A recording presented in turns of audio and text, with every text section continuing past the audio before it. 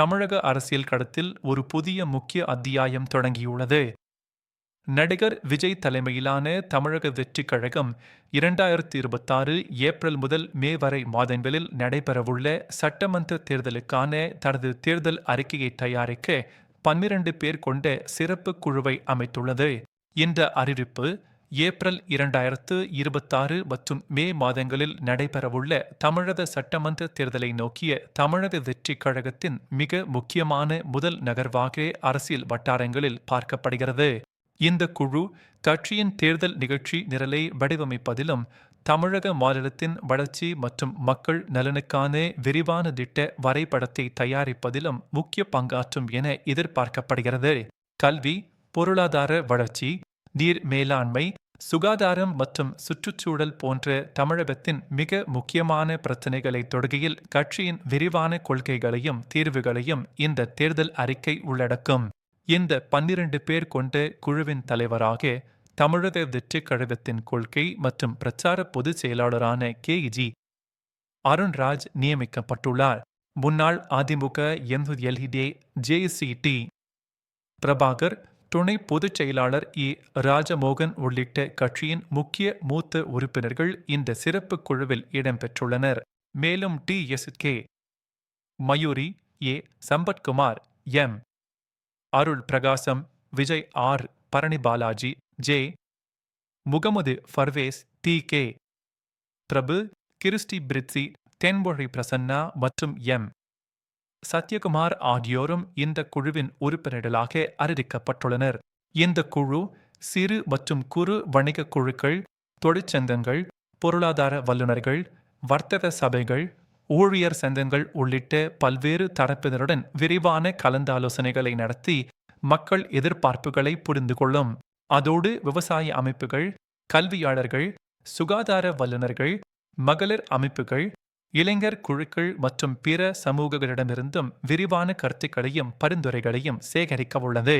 பொதுமக்களின் நேரடி கருத்துக்களை அறிய தமிழகம் முழுவதும் சுற்றுப்பயணம் மேற்கொண்டு பல்வேறு பகுதிகளில் மக்களுடன் சந்தித்து பேசுவதன் மூலம் தரவுகளை சேகரிக்கவும் இந்த குழு திட்டமிட்டுள்ளது.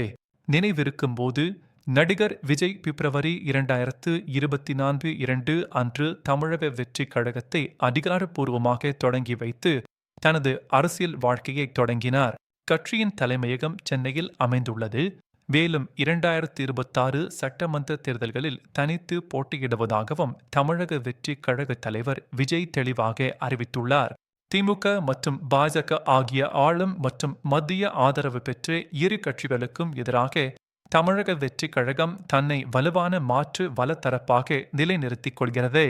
சமூக நீதி, மதச்சார்பின்மை, சமத்துவம், இருமொழிக் கொள்கை அதாவது தமிழ் மற்றும் ஆங்கிலம் மற்றும் ஜனநாயக அமைப்பு கொள்கைகளை அடிப்படையாக கொண்டு டி.வி.கே. செயல்படுகிறது.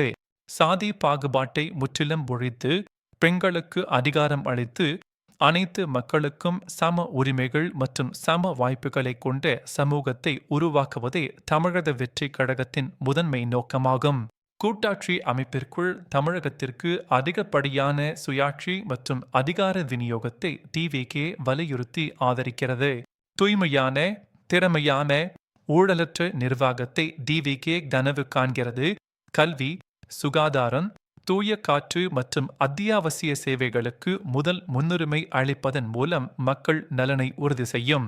சுற்றுச்சூழல் பாதுகாப்பு, நிலையான வளர்ச்சி மற்றும் தூய்மையான காற்று முன்முயற்சிகளை விண் தொலைநோக்கு பார்வையின் மிக முக்கிய அங்கங்களாக கொண்டுள்ளது. டி.வி.கே. தனது முதல் மாநில மாநாட்டில் விகிதாச்சார பிரதிநிதித்துவம், ஆளுநர் பதவியை ஒழிப்பது, சாதிவாரி கணக்கெடுப்பு நடத்துதல், இருமொழிக் கொள்கை அறிமுகம் மற்றும் காமராஜர் மாதிரி பள்ளிகளை நிறுவுதல் போன்ற முக்கிய வாக்குறுதிகளை அறிவித்தது.